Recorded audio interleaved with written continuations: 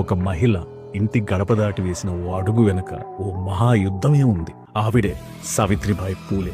ఒకవైపు జనం విసిరే రాళ్ళు, మరోవైపు ఒంటి నిండా పేడ బురద.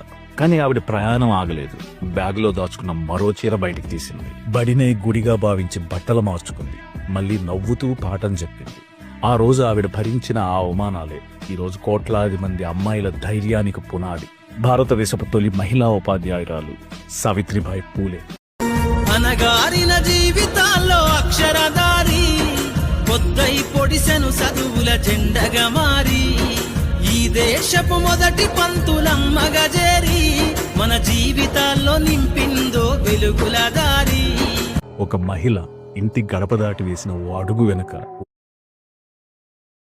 మరువద్దుర సమాజమా మహనీయులను, పూలే సావిత్రిబాయి త్యాగాలను. అనగారిన జీవితాల్లో అక్షరధారి, పొద్దై పొడిసెను చదువుల జెండగా మారి, ఈ దేశపు మొదటి పంతులమ్మగా చేరి, మన జీవితాల్లో నింపిందో వెలుగుల దారి.